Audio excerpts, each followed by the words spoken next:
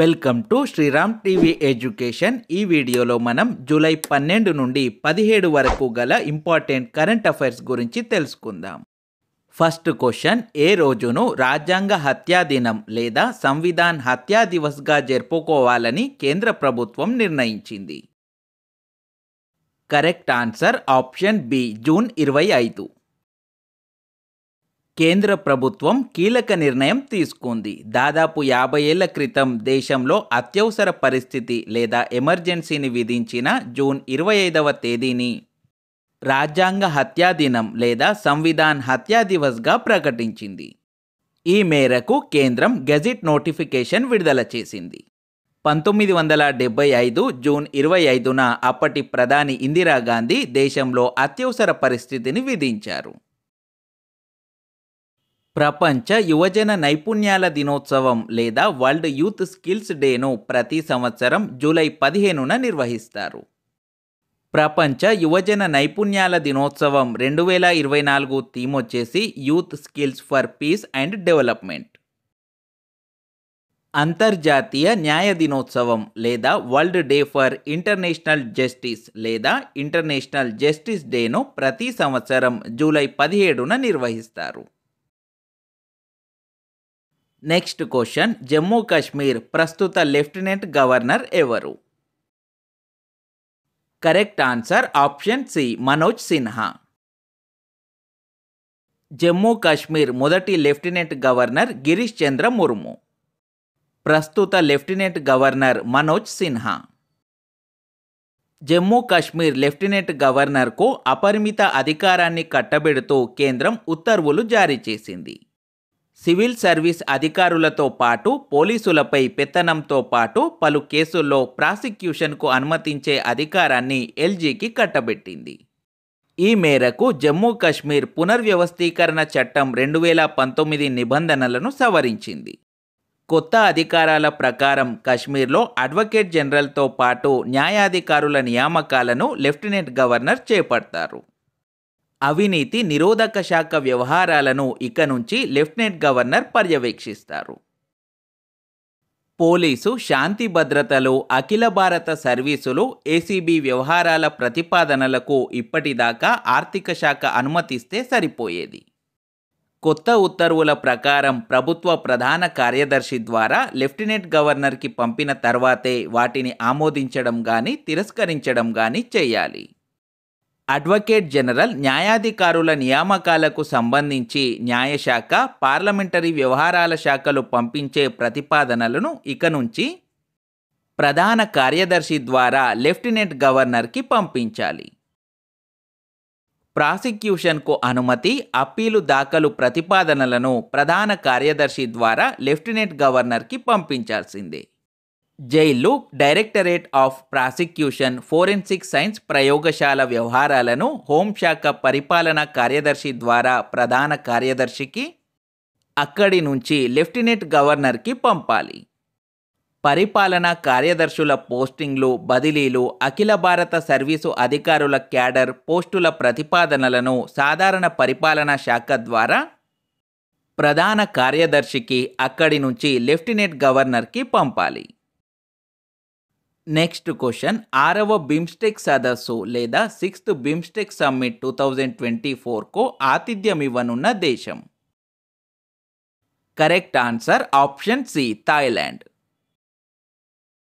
6వ బిమ్స్టెక్ సదస్సు 2024 థాయిలాండ్లో సెప్టెంబర్లో జరగనుంది. బిమ్స్టెక్ అంటే Bay of Bengal Initiative for multi sectoral technical and economic cooperation. బిమ్స్టెక్లోని సభ్య దేశాల సంఖ్య 7. అవి Bangladesh, Bhutan, India, Myanmar, Nepal, Sri Lanka, Thailand. బిమ్స్టెక్ శాశ్వత సచివాలయం బంగ్లాదేశ్ రాజధాని ఢాకాలో ఉంది. Next question, global liveability index 2024లో మొదటి స్థానంలో నిలిచిన నగరం? Correct answer option A, Vienna. Economist Intelligence Unit విడుదల చేసిన గ్లోబల్ లివబిలిటీ ఇండెక్స్ 2024లో ఆస్ట్రియా రాజధాని వియన్నా నగరం తొలి స్థానం సాధించి ప్రపంచంలోనే అత్యంత నివాసయోగ్య నగరంగా నిలిచింది. గ్లోబల్ లివబిలిటీ ఇండెక్స్ 2024లో ఆస్ట్రియాలోని వియన్నా మొదటి స్థానంలో, డెన్మార్క్లోని కోపెన్హాగన్ రెండవ స్థానంలో, స్విట్జర్లాండ్లోని జూరిచ్ మూడవ స్థానంలో నిలిచాయి. Next question, artificial intelligence preparedness index 2024లో భారత్ ర్యాంక్ ఎంత? Correct answer option B 72. అంతర్జాతీయ ద్రవ్యనిధి IMF విడుదల చేసిన ఆర్టిఫిషియల్ ఇంటెలిజెన్స్ ప్రిపేర్డ్నెస్ ఇండెక్స్ 2024లో భారత్ 72వ స్థానంలో నిలిచింది. ఈ సూచీలో సింగపూర్ మొదటి స్థానంలో, డెన్మార్క్ రెండవ స్థానంలో, అమెరికా మూడవ స్థానంలో నిలిచాయి. నెక్స్ట్ క్వశ్చన్, వింబుల్డన్ 2024 మహిళల సింగిల్స్ విజేత? Correct answer option C Barbora Krejcikova. ప్రతి సంవత్సరం 4 టెన్నిస్ గ్రాండ్ స్లామ్ టోర్నమెంట్లు జరుగుతాయి. అవి జనవరిలో ఆస్ట్రేలియన్ ఓపెన్, మే మరియు జూన్ నెలల్లో ఫ్రెంచ్ ఓపెన్, జూన్ మరియు జూలై నెలల్లో వింబుల్డన్ ఓపెన్, ఆగస్ట్ మరియు సెప్టెంబర్ నెలల్లో US ఓపెన్ టోర్నమెంట్లు జరుగుతాయి. వింబుల్డన్ 2024 మహిళల సింగిల్స్ విజేతగా చెక్ రిపబ్లిక్ క్రీడాకారిణి బార్బోరా క్రెజికోవా నిలిచింది. ఫైనల్లో ఇటలీ క్రీడాకారిణి జాస్మిన్ పావోలినిపై క్రెజికోవా విజయం సాధించింది. బార్బోరా క్రెజికోవా తొలిసారి వింబుల్డన్ మహిళల సింగిల్స్ టైటిల్ను సొంతం చేసుకుంది. క్రెజికోవా సాధించిన గ్రాండ్ స్లామ్ టైటిళ్లు 2. అవి వింబుల్డన్ 2024 మరియు French Open 2021. Next question, Wimbledon 2024 పురుషుల సింగిల్స్ విజేత? Correct answer option B Carlos Alcaraz. Wimbledon 2024 పురుషుల సింగిల్స్ టైటిల్ను డిఫెండింగ్ ఛాంపియన్ కార్లోస్ అల్కరాస్ నిలబెట్టుకున్నాడు. ఫైనల్లో నొవాక్ జకోవిచ్ను ఓడించి కార్లోస్ అల్కరాస్ ఛాంపియన్గా నిలిచాడు.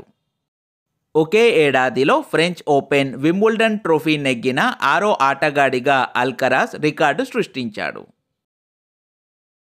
నెక్స్ట్ క్వశ్చన్, యూరో కప్ 2024 విజేత? Correct answer option A Spain. 17వ యూరో కప్ లేదా UEFA యూరోపియన్ ఫుట్బాల్ ఛాంపియన్షిప్ 2024 జర్మనీలో జూన్ 15 నుంచి జూలై 14 వరకు జరిగింది. యూరో కప్ 2024 విజేతగా స్పెయిన్ నిలిచింది. ఫైనల్లో 2-1 తేడాతో ఇంగ్లాండ్ను ఓడించింది. స్పెయిన్ 4వసారి యూరో కప్ టైటిల్ను దక్కించుకుంది. నెక్స్ట్ క్వశ్చన్, కోపా అమెరికా 2024 విజేత?